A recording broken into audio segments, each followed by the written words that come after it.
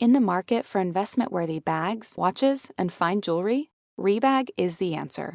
Rebag is a luxury resale platform where each piece is carefully inspected by experts to ensure quality and authenticity. Use Rebag to buy and sell finds from the world's top brands, including Louis Vuitton, Chanel, and Cartier. Head to Rebag.com to get 10% off your first purchase with code REBAG10. Shop today at Rebag.com. That's REBAG.com. And use promo code REBAG10 for 10% off your first purchase. Imagine the softest sheets you've ever felt. Now imagine them getting even softer over time. I'm here to tell you about Boll & Branch sheets. In a recent customer survey, 96% replied that Boll & Branch sheets get softer with every wash. They're made from the rarest organic cotton and designed to get even softer over time. Try their sheets with a 30-night guarantee plus 15% off your first order with code Odyssey. So head to BOLLandbranch.com today. Exclusions apply. See site for details.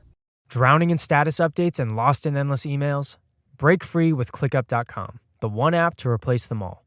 Imagine a world where your team collaborates effortlessly in one shared space. No more chaos, just ClickUp. Your projects, tasks, and communication unified at last. Transform how you work with customizable views, seamless integration, and real-time updates. ClickUp is your shortcut to more productive days and happier teams. Join the millions of productive teams already streamlining their workflow. Visit ClickUp.com to get started. It's time to get in the zone. Time to get in the zone with the 49ers Web Zone. This is the No Huddle Podcast with Al, Zane, and Brian.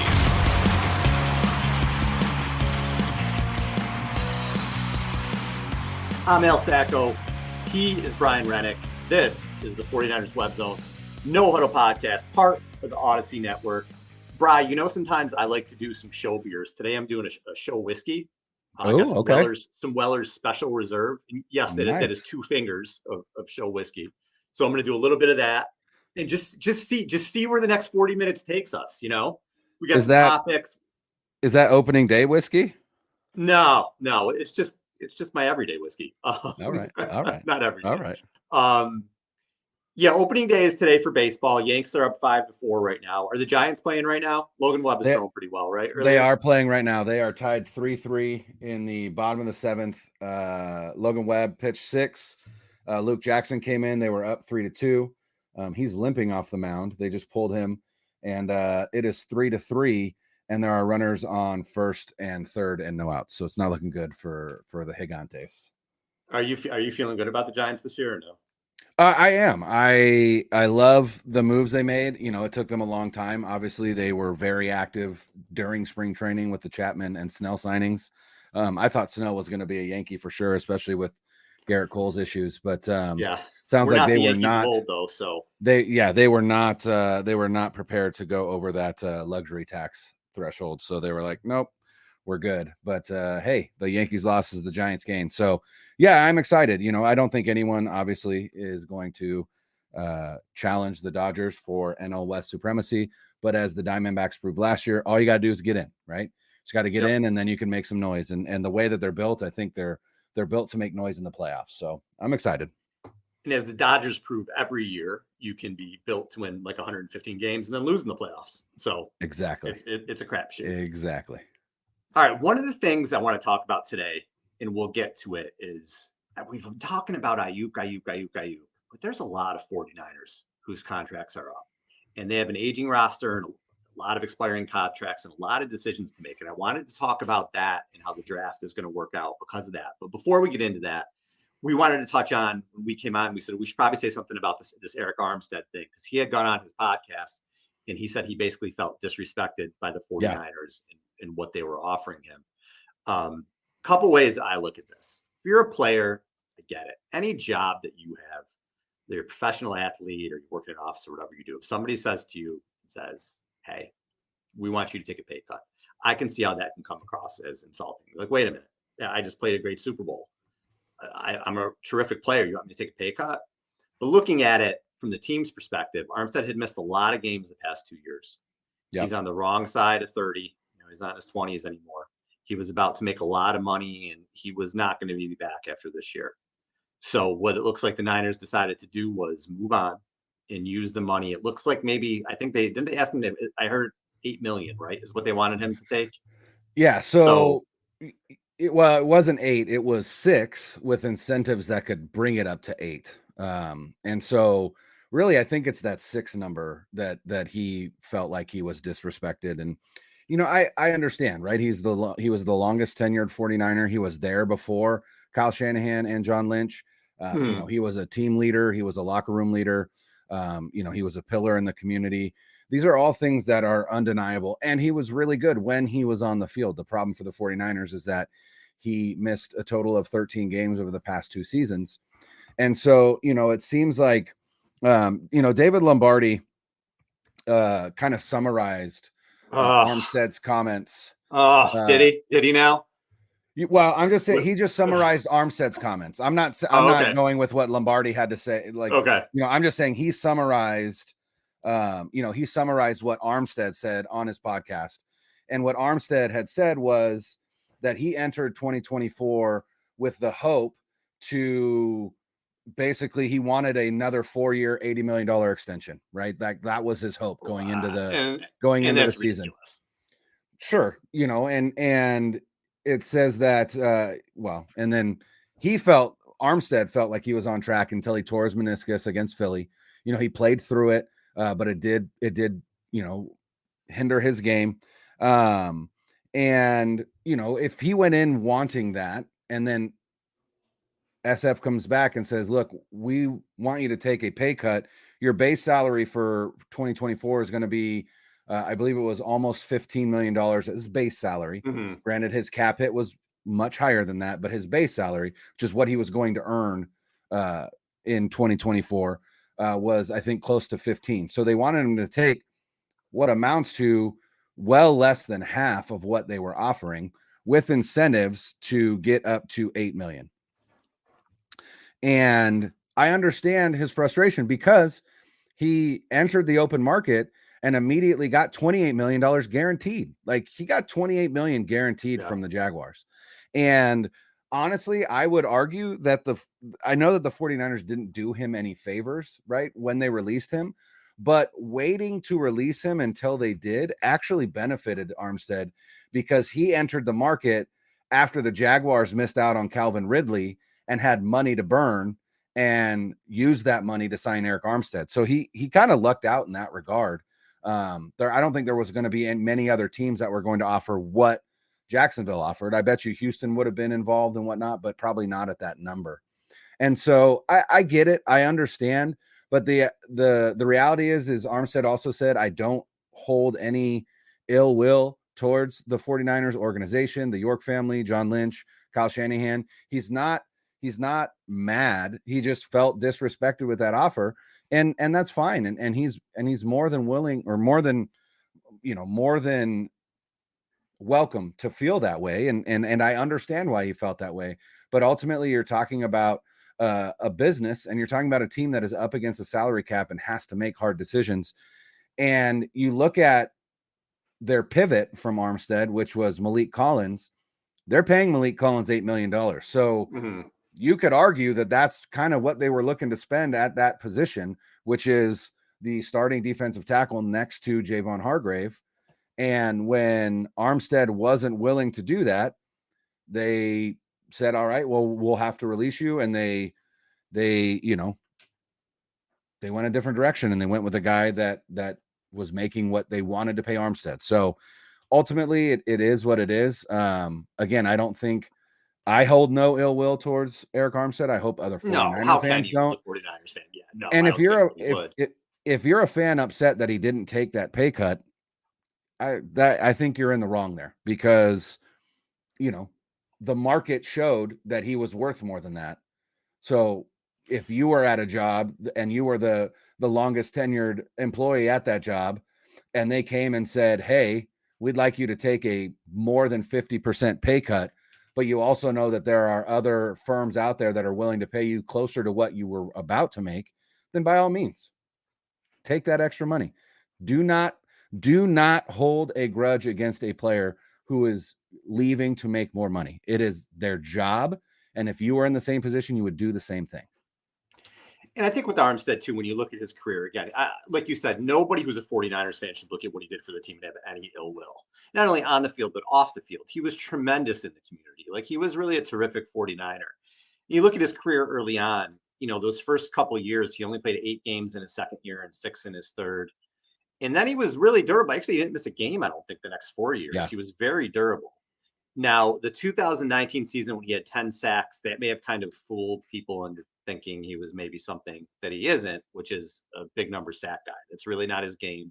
Yeah. He's not that type of player. He does a lot of things you don't see on the stat sheet. And if you take that 10 sacks out in 2019, he only had 23 and a half in his other 8 seasons. So not really his game. But again, if you watch the 49ers and if you look at what he does on film and everything like that, he means a ton to the defense and he meant a ton to the team.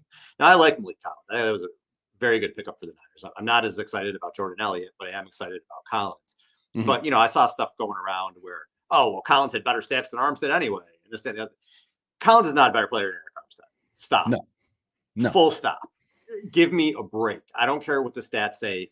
Arik Armstead has been a better player than Collins has. It's not to say Collins isn't going to be a good 49er. It's not to say he's not going to have a good year. Again, I like the pickup, but stop. Let's stop trying to kick a guy when he's going out of the door. Armstead meant a ton to the team. He was dominant in the Super Bowl. One of the reasons the Niners defense was so good for so long in that Super Bowl was because of him, because of how well he played. And we talked about it. I got to get the numbers now, but I think he's got like 8 sacks in 12 playoff games or whatever it is. He showed up big in the playoffs. He always played big. And we talked about those core guys, Brian, who, when the lights went on in January in the playoffs, stepped up, which was a reason they've won 8 playoff games in 5 years. He was one of those guys. Can Malik Collins be one of those guys? We'll see. But Arik Armstead was. So to say they're not going to miss him or it's fucking ridiculous to me. You are going to miss him. And I understand that he was hurt. And I understand that all that plays into it.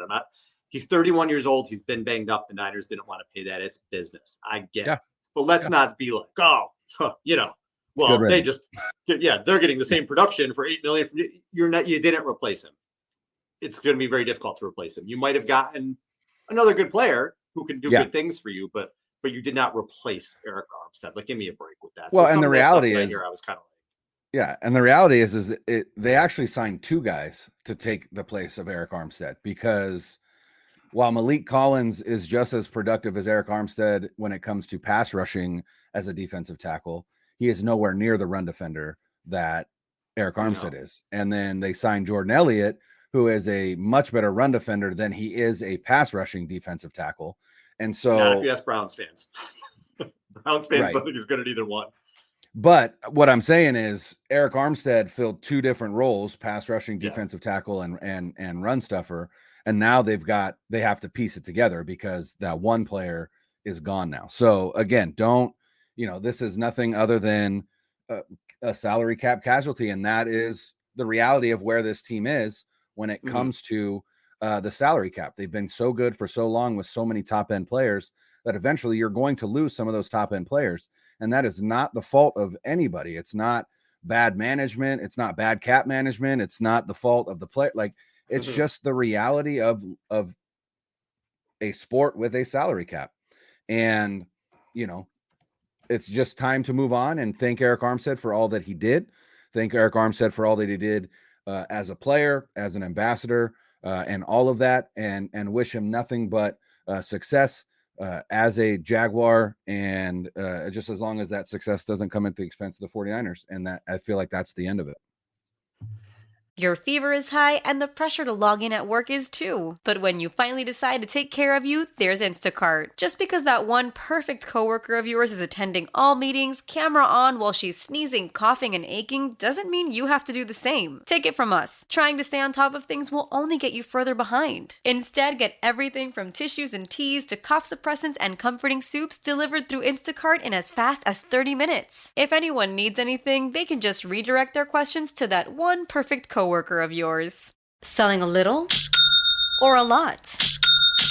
Shopify helps you do your thing, however you cha-ching. Shopify is the global commerce platform that helps you sell at every stage of your business. From the launch your online shop stage, to the first real-life store stage, all the way to the did we just hit 1 million orders stage. Shopify's here to help you grow. Whether you're selling scented soap or offering outdoor outfits, Shopify helps you sell everywhere. From their all-in-one e-commerce platform to their in-person POS system, wherever and whatever you're selling, Shopify's got you covered. Shopify helps you turn browsers into buyers with the internet's best converting checkout, 15% better on average compared to other leading commerce platforms. And sell more with less effort thanks to Shopify Magic, your AI-powered all-star. Shopify powers 10% of all e-commerce in the US. And Shopify is the global force behind Allbirds, Rothy's, and Brooklinen, and millions of other entrepreneurs of every size across 175 countries. Plus, Shopify's award-winning 24/7 help is there to support your success every step of the way. Because businesses that grow, grow with Shopify. Sign up for a $1 per month trial period at shopify.com/Odyssey Podcast, all lowercase. Go to shopify.com/Odyssey Podcast now to grow your business, no matter what stage you're in. Shopify.com/Odyssey Podcast. Old Man Winter here. If I had it my way, it would stay winter all year long. Short days, wind chill, black ice, and a good polar vortex. Oh, heaven. Wait, is it getting warm in here? Your cold snap is over, Old Man Winter. Spring has arrived. Spring. Spring is here, which means it's the perfect time to get away in the Hyundai you've always wanted. Visit the Hyundai Getaway Sales Event, where you can get great deals on all of our award-winning Hyundai models, like the tech-filled Tucson and Kona, as well as the spacious Palisade. Enjoy wherever you go with the peace of mind that comes with America's best warranty and 3 years or 36,000 miles of complimentary maintenance. But hurry in, these deals won't last. Add more joy to your journey at the Hyundai Getaway Sales Event. Now get 0% APR or up to $1,500 bonus cash on the Hyundai Tucson. Now, during the Hyundai Getaway Sales Event. Offers end soon. Call 562-314-4603 for details. All right. Speaking of contracts and moving on and that sort of thing, we've spent so much time talking about Brandon Ayuk, and I feel like there's a lot of blinders on Brandon Ayuk, and there should be. This is a big contract negotiation. Yeah. This is a big-time player. But, Brian, if you look at the 49ers right now, they are at a crossroads. And it doesn't mean it's going to be a bad turn where they go, but they have a lot of decisions to make. Yeah. So we're talking about Ayuk. Listen to these other expiring contracts that you have this year, and we'll break into it. But you have Mooney Ward, Lenore, Hufanga, Feliciano, Jennings, Greenlaw, Banks.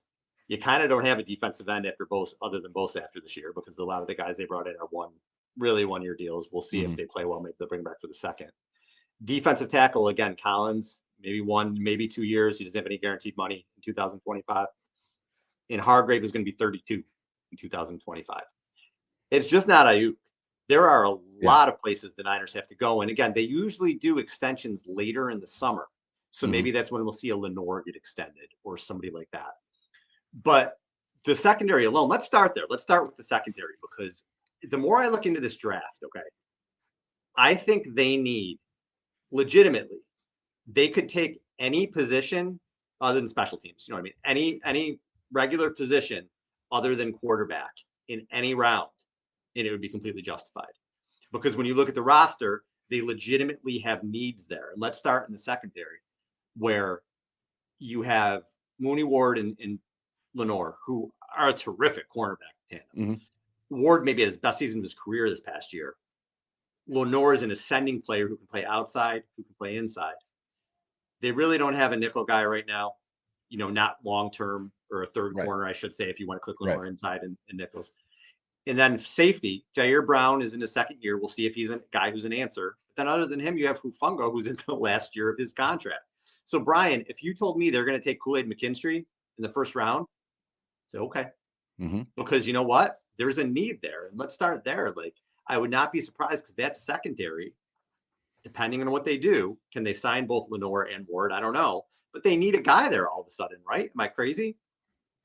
No, and I think, I think the talk all offseason has been that they do need help at corner, and we tend to pigeonhole it as they need a nickel corner. Well, I don't think they specifically need a nickel corner. I think they need 3 corners that they trust, right? So that they can run their nickel defense. And so right now they have 2. They have Mooney Ward and they have Diamador Lenore. And then they signed Isaac Yadam, but that again is a 1-year deal. 1-year deal. Yep. And they've got Ambry Thomas. He's on, I believe, the last year of his rookie deal. Yes. Nobody trusts Ambry Thomas. John Chapman said, I don't know that Ambry Thomas trusts Ambry Thomas. That might be true. And then you've got Sam Womack, who hasn't shown anything. You've got Darrell Luter Jr., who was a rookie last year that didn't do a whole lot, was hurt most of the offseason, and I think that's a big reason why.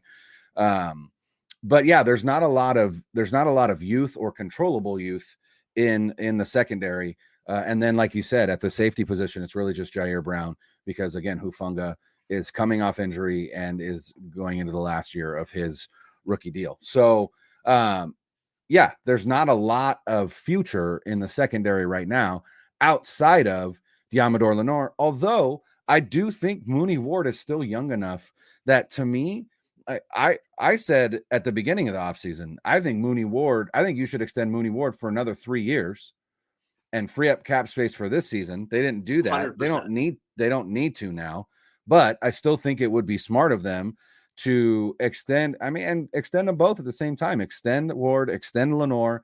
You've got your 2 top corners, and now you give yourself, again, the freedom to take either a guy that you love, that you think is going to be a stud at nickel, or you take a guy that you think could be a stud on the outside, and then you bump Lenore down because you've already seen that Lenore can be good in the nickel. So to me, that's the route that they need to go, is to extend those 2 and then use the draft to add more depth so that, Ambry Thomas, again, may even be a cut this season, right? Especially if you draft a guy high and you already brought in Yadam and you still have Luter, who sounds like they're fairly high on, and you still want to see what you have in Womack and all of that. So, I think Thomas could be a casualty this offseason. Or at least prior to the season, but yeah, it's pretty bare when you're looking past 2024 in the secondary.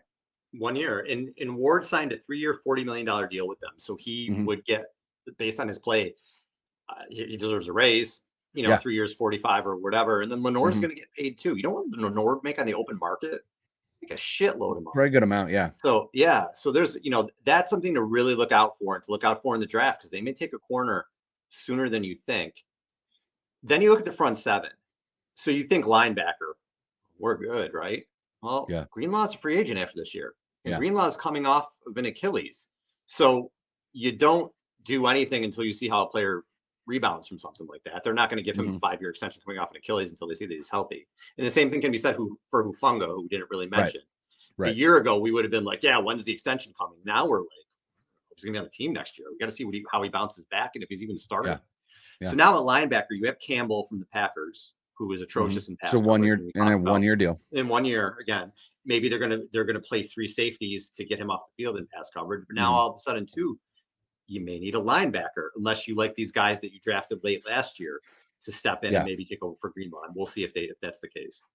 Well, and I think that's kind of one of the things that you do see this team do is sometimes address future needs in a draft when that need isn't as acute, right? So they drafted 2 linebackers late last year, I think, with an eye towards, again, knowing, hey, we've only got Greenlaw for 2 more years. We're not sold on, Demetrius Flanagan Fowles or, we're Oren Burks, we only have Oren Burks for 1 more year. So they drafted 2 linebackers, right? And that's the thing is again, as fans, like we're not privy to how these guys are doing week in and week out, right? We know that they're not getting on the field, but they weren't getting on the field anyway. If Warner and Greenlaw were healthy, right, and Burks were healthy, we knew they weren't getting on the field. So you also have to, kind of take this idea, like, I don't know what we're going to get out of D Winters or Jalen Graham, so they have to go out and get somebody, or they have to draft somebody. Well, they did draft. They drafted 2 guys that they thought highly enough to draft, and they had a year to develop, and so we're going to have to wait and see kind of where they're at as well. So, I think with linebacker, they've got the depth there that they want. And so now it's just a matter of hoping that Greenlaw can come back to performance this year and get one last year out of Greenlaw before you move on. If not, you've got a fallback veteran option in Devondre Campbell, or you're hoping that Winters or Graham can even beat out Campbell. But we're not going to know that until the offseason starts and camp starts. And then you go to the defensive line, which this team has built around, which they've made a priority. And again, if you really sit down and look at it, there aren't a lot of long-term answers, which again makes me, I would not be surprised if they took a defensive end or a defensive tackle in the first or second round. Because when you look at what you have there, I anticipate it. Right? Because that's how they build. Yeah. And you look, so you have Bosa, obviously, cornerstone, can't say enough good things about him. Malik Collins, like we said, 1-2 year stopgap. Elliott, Gross Matos, Floyd, these guys are all 1-2 year stopgaps. The other big name you have there is Javon Hargrave, who's going to be 31 this season. There is a potential out, but then I looked at his numbers in 2025 and 2026. His dead cap is $24.7 million in 2025 and $17.4 in 2026. And I know they did some restructuring with him. I don't know if this is updated. I'm on Spot Rack looking at this. But I think, and I hope I'm wrong. This is one of those things I'm going to say. And if I'm wrong, I don't care. Tweet at me. I'll admit it. But I feel like Hargrave is a declining player. And anybody, you just got rid of Armstead because, he's in his 30s and banged up, and Hargrave's been more durable. But again, he's not 26 where I'm like, all right, this guy, the arrow's pointing up. We're talking about a defensive lineman now in his early 30s, like not 30, like 31, 32, 33. So that's a little bit concerning to me. So again, I feel like none of the guys other than Bosa, I think that are there right now, you're going to say, yeah, cornerstone piece for the next 4 years. This is like, get us through this year. And then we'll hope that we can fill in. So do they take a D end or D lineman in the draft? Maybe really early.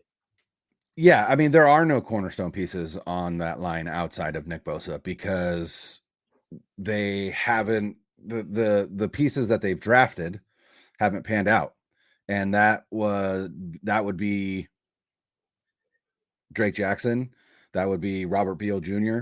Right. So Drake Jackson, I mean, it certainly seems like Drake Jackson isn't what, at the very least, what they thought he could be. He's still got 2 more years left, right, to prove himself. But he's young. That's what he's got going for him. He was 21 when he was drafted, so he's still really young. Right. He's still a young player. Robert Beal Jr., again, a guy that I think they view in that D Ford kind of turbo package speed rusher role, kind of like Leonard Floyd, right, where he's not a big guy. He's not going to be in on base downs because he's not, well, at least likely not going to be as stout of a run defender as somebody else, although Leonard Floyd is also good against the run, which bodes well for him. But there are no cornerstone pieces outside of Nick Bosa.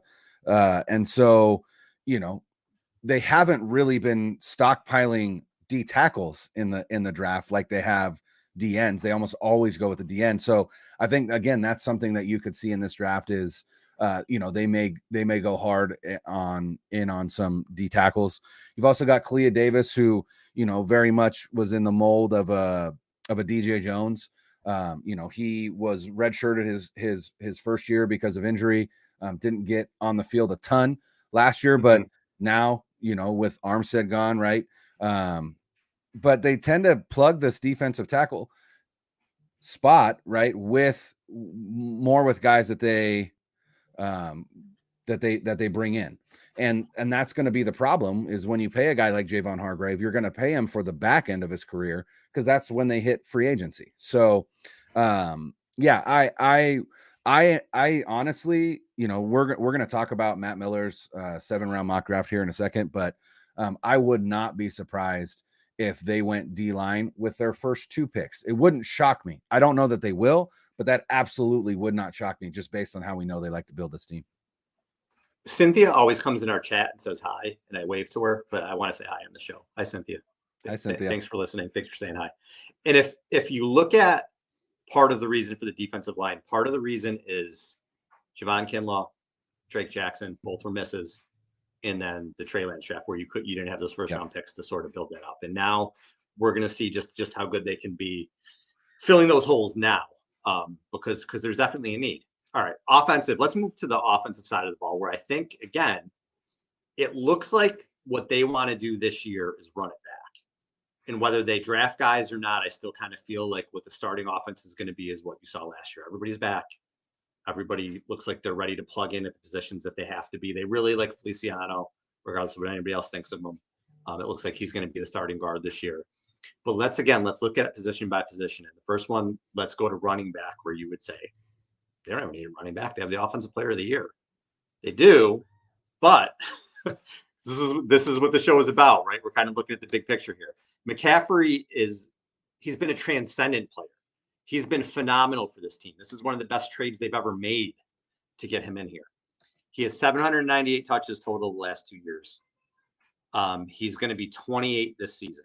So he is getting up there, but he's obviously, this year, again, he looks like he's ready for a big workload. But after that, in 2025, there's only a $6 million dead cap hit. Does he stay healthy this year?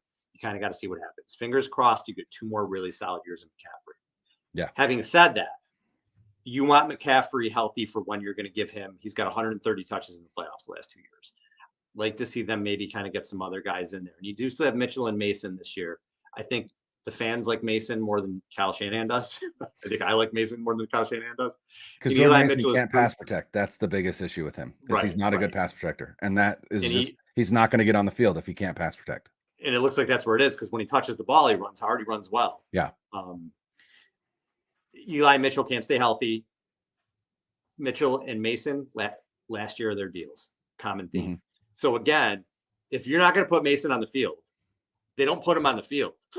I don't care if you like him. They don't put him on the field, and Eli Mitchell can't stay healthy, and neither one of these guys are probably going to be on the team in 2025.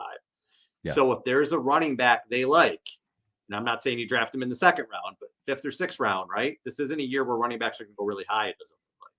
If there's a running back they like, Brian, do they take them? Yeah, in the 3rd round. That's where Kyle Shanahan takes his running backs. Maybe they could find a Trey Sermon or a TDP. Right. Yeah, exactly. Big draft hits there. There is one guy that I think could solve a couple problems for them, and that's Isaac Guerrero, the running back from Louisville, because he's a kick returner as well, and a really dynamic one. But he's a big guy, and he is, I want to say he's like 6'2", but he runs a low 4.4. So he's a dynamic athlete. I really like him as, again, an option. Also the running back from Wisconsin, he's like 21 years old, but he's like 6'3", just an absolute beast. Not fast, but just a big productive back. So yeah, they're definitely taking a running back in the draft. I mean, that's you would bowl me over with a feather if Kyle Shanahan didn't take a running back in a draft, which is, again, last year, but it made sense because, again, they didn't pick till the 3rd round. So, and they didn't have as many picks. So I think they definitely will, but yeah, I mean, you have to prepare for the future without Christian McCaffrey, because like you said, you've got a year, maybe 2 left with him, both in contract and just workload. The workload he had last year was insanity.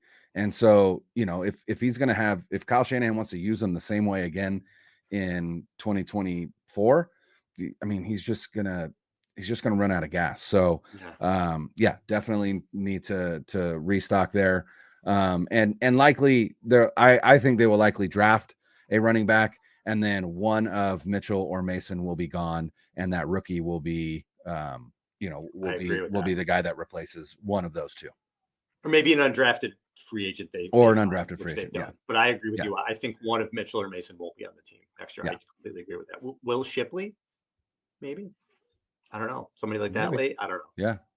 All right. So let's move. Let's couple in tight end and wide receiver together. So again, let's look at the wide receivers first.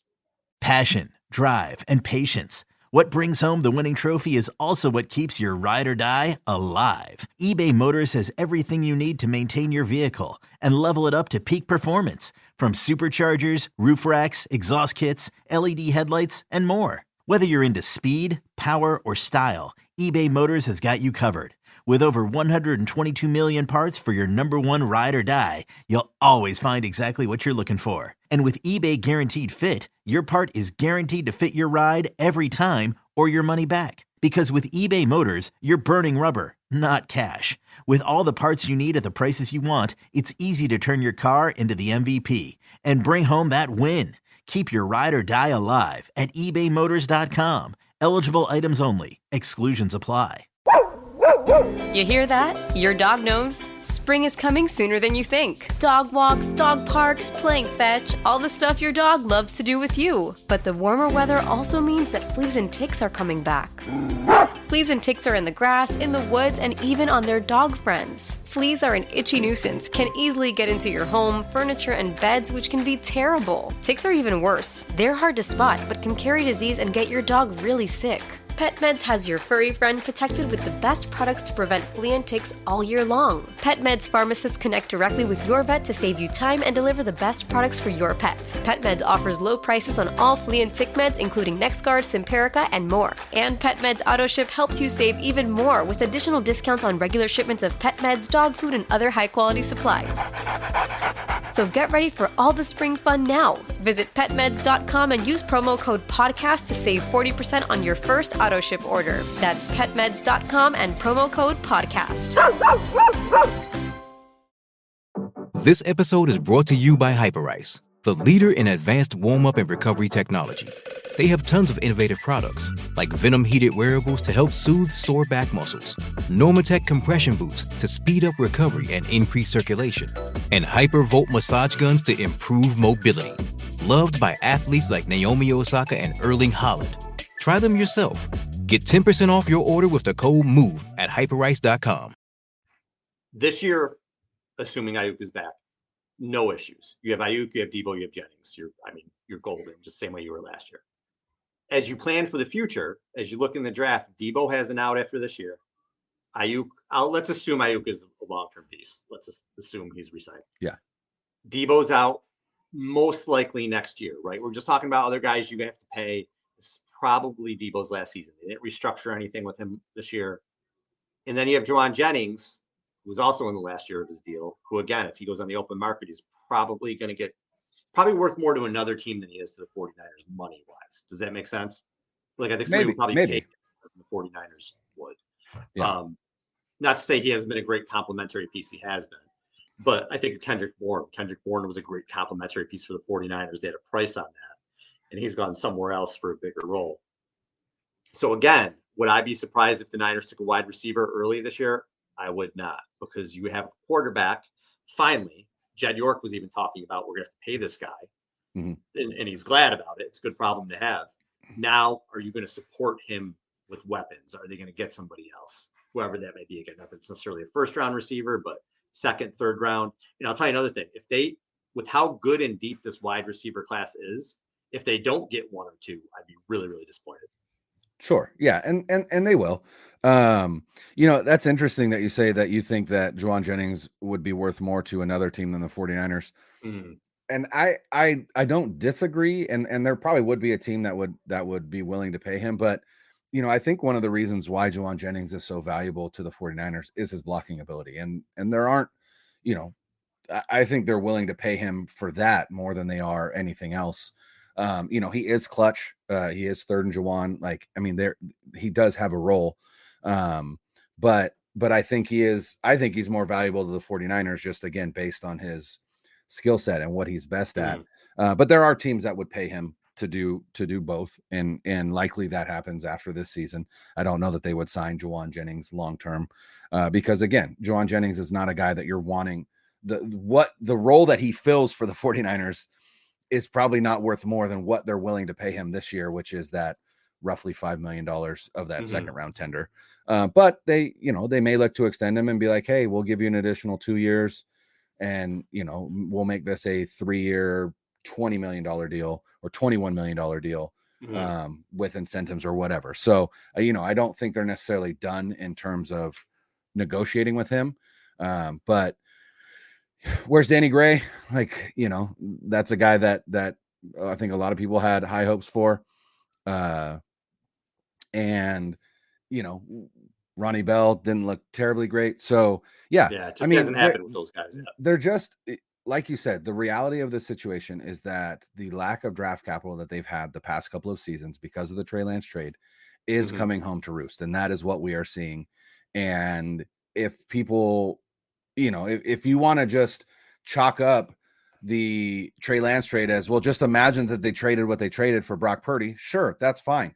Like, in terms of a quarterback, they got a quarterback. Whether it was Trey Lance or not doesn't matter. But what they gave up still has hurt the team in terms of depth and their ability to, have players that are cost controlled for a while into the future, that are, those guys that they would have drafted would be fighting their way for starting roles right now, but they weren't drafted because they gave up what they did for Trey Lance. So that's just kind of where we're at.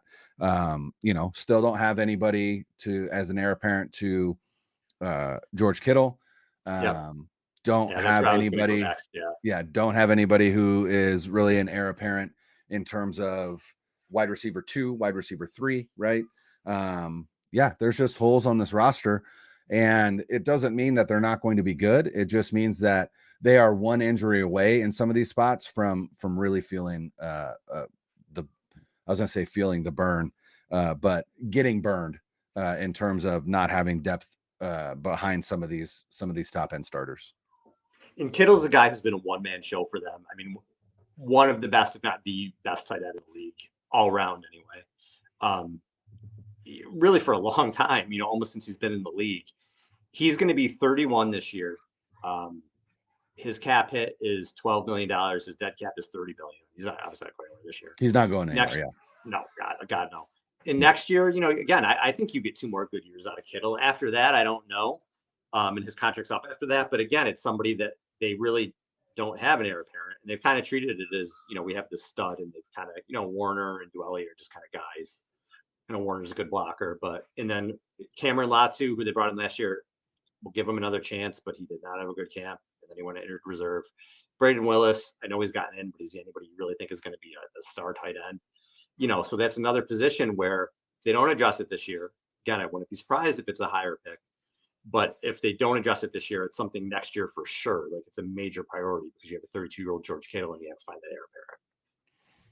Yeah. And, it's a real bummer that they didn't have a first or second round pick in this past draft. And what I mean by that is the 2023 draft, because it was really rich in tight end prospects in the first and second round. And by the time they picked in the third round, Latu was the consensus, like, end of the, like, tier of good tight end prospects, but like the bottom of it. And that's all that was left by the time they got to pick. So that's kind of where they found themselves. But hopefully, this year the tight end class isn't as deep, but there still are some solid prospects. And, with the wide receiver class the way that it is, the tackle class the way that it is, maybe some of those tight ends get pushed down to more middle round where the 49ers would be able to take advantage. But I don't see them addressing that with a pick higher than 4th or 5th round, I would assume.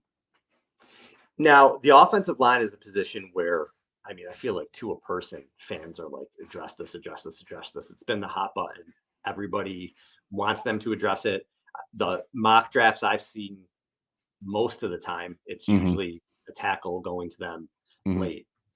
You look at this offensive line, Trent Williams is elite, but he's 36 years old. You got to consider him year to year. Aaron Banks is in the last year of his contract. Jake Brendel is 33 and has very low dead cap hits, so they can move on and whenever they want to. Feliciano's 32 on a 1-year deal, and Colton McKivitz is a guy they extended who's going to be here for a couple more years, who's a serviceable guy. You get the idea, at least I do, from Shanahan, that he's totally content with running the same offensive line back. That's the idea that I get from him. Do they need offensive linemen? Absolutely, from what I just said. You could argue they need 5 of them. You know what I mean? Yeah. Based on expiring contracts and age and things like that. Will they address it early? I think so. But Brian, is crazy as this may sound, I also would not be surprised if they don't, given all the other things we just said. If in the first round they say, well, there's a D tackle or D end here we like. In the second round, it's like, if we need a corner. In the third round, they're like, well, look at this receiver that's here in the third round. Look at this value. I can see that. So as big as an issue as offensive line is, as much as I want them to address it, if they drafted 2 offensive linemen in the first 3 picks, I'd be like, giddy up, let's go. Like, I'm good with that. But I don't know if they are. We'll find out.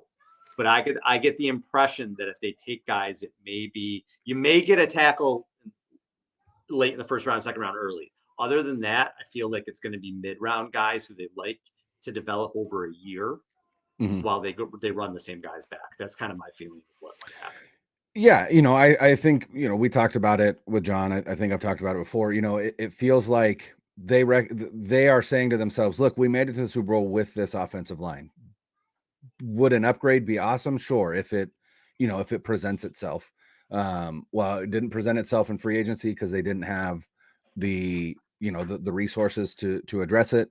And so now I think it's a matter of, does it present itself in the draft? And I think, again, being content running it back, again, doesn't mean that they don't think that they could upgrade it. It just means that we don't want to find ourselves in a position where we draft an offensive tackle or an offensive guard at pick 31 because we just feel like we have to have an upgrade on this line somewhere, even if there are, like you said, D tackles, D ends, maybe even corners that they rated higher than who is available at 31. So really what they've done is said, look, we can run it back with this line. We would like to get better there. But we're not going to pigeonhole ourselves into having to take a tackle or a guard at 31. It just gives them more flexibility. I think they will address it if somebody is there. I don't think they'd be afraid to pull the trigger. But again, it's just, picking 31 is not the same as picking 10 when they took Mike McGlinchey, right? You are at 31, you are getting a player that probably has holes in their game, right? And so you're not guaranteed that player is going to beat out anybody on that line. Even as poorly as you think that line plays, you're not necessarily guaranteed to get a guy that is going to, to beat out Colton McKivitz, even if you don't think Colton McKivitz is very good. And most people don't, but I just think, like I said, the name of the game this year was flexibility, right? Let's keep the core of who we are, right? We lost one guy to cap casualties, and that was Arik Armstead. But we're bringing everybody else back on a team that just made it to the Super Bowl. We're trying to run it back. We're trying to get some upgrades on the the fringes of the roster, right? Some more depth on the defensive line. Some more depth in the secondary, but these aren't guys that we're going to build around, right? And we're going to be able to take best player available in the draft with an eye towards 2025 and beyond. And as a fan, I hope that's along the offensive line, but with this team, it's not a guarantee. And like I said, it doesn't mean that they don't think that the line can be upgraded. It's just that they don't see the prospects at 31 are, better than, like I said, a D tackle, a D end, a corner, whoever they end up drafting, if they don't draft an offensive lineman. Yeah, and that's the way I see this draft going is BPA, because when you look at how this team was built, they were built with Armstead, who was before this regime, and then they were built with Kittle and Warner and Debo and Bosa and Ayuk and Greenlaw and guys that they drafted that were homegrown, and then they built around those guys. In the last 3 years, the only guys you really have that are cornerstones like that are Purdy, maybe Lenore if they decide, to go in there in that the way it looks right now. So I think what they're going to try to do is go BPA, try to find some more of those guys. And look, it doesn't matter where. I just gave you 2 off the ball linebackers that are core pieces. You know what I mean? That you wouldn't think at the time. You would say, I'm right, doing off the ball linebackers. Well, everybody that you named, only 2 of them were first round picks, and that was Ayuk and Bosa. Everybody else was 3rd round or later, or I guess second round. Second round later. You never know where it's going to come from. That's exactly it. They could take a corner or whatever in the 5th round this year. You're like, holy shit, this guy's unbelievable, or whatever. We've seen like Lenore. Lenore was a 5th rounder, right? 100%. They did really well late in that draft in the secondary with Hufanga too. Regardless of what happens, he was a terrific pick for where he got taken. So I think I agree with what Brian just said. Like, that's where I think we're headed as a draft. I think we're headed into best player available for the Niners and not necessarily like we need a tackle in the first round. So, and there will definitely be people who bitch about that, who say, how could you not take a tackle? You know, and, you know, they'll say like, hey, so-and-so was available. But again, you know, that is not the way that this franchise built itself into the contender that we see today. And so don't freak out if your idea that a tackle is what they have to have and they don't go that route, that they don't know what they're doing. Because let's be perfectly honest, there are few front offices in the NFL that have a better run over the past 7 seasons than this 49ers front office. So it's not to say that they're infallible, but they've earned the benefit of the doubt. That's for sure. 100%. This isn't to say like, oh my God, there are these problems, they're not going to fix them. It's just, we're a talk show. We're talking about things that we see. If we see them, they see them.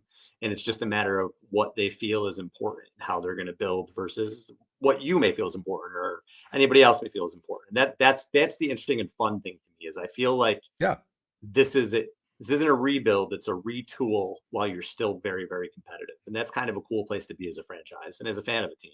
So I'm excited to see how they go about it. I can't fucking wait for the draft. Every pick to me, I'm just going to be like, so where in previous years, I've been like, fifth rounder, I'll see who they pick.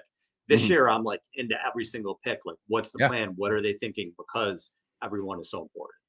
Well, and I also think that they find themselves in a unique position that a lot of franchises wouldn't find themselves in if they were in a retool, right? And, you know, typically you think about a retool because you've got an established quarterback that you know is good and is older and on an expensive contract. So you're retooling around that quarterback. But this team is retooling with a quarterback that is 23 years old. 24 years old, yeah. And, you know, and so they're retooling, but also they're building for the future because they still have a young and ascending player at the quarterback position.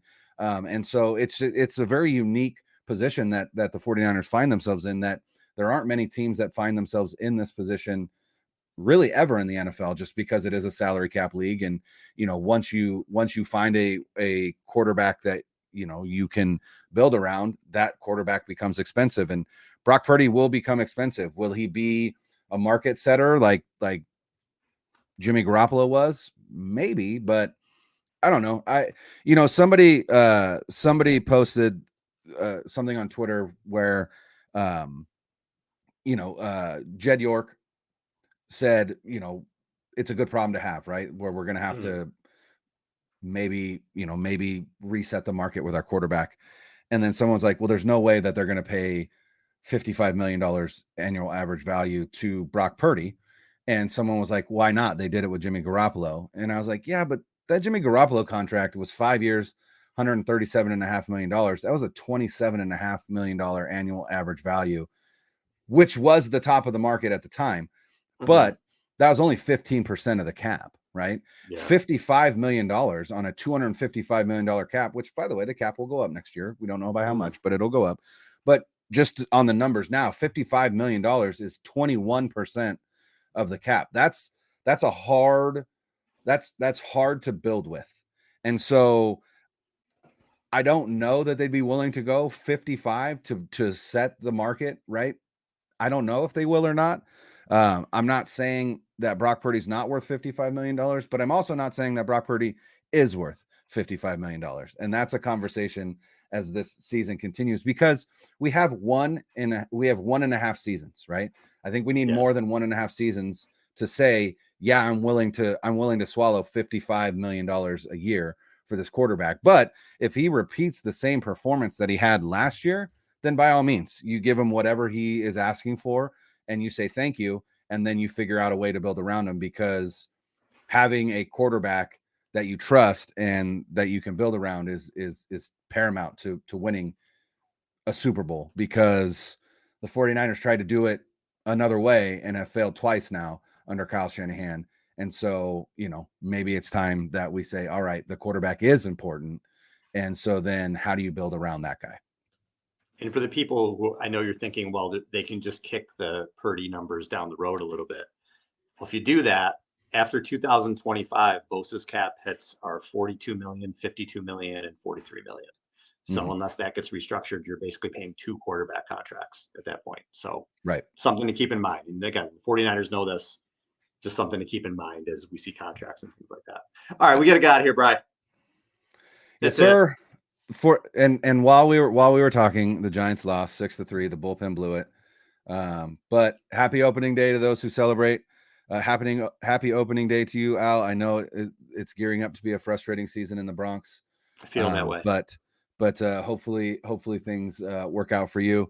I'm excited for Baseball by the Bay. But more than that, I'm excited to continue to talk about these 49ers week in and week out as the draft approaches. Thanks, everybody. Later. 9-0-3. 1, 2, 3.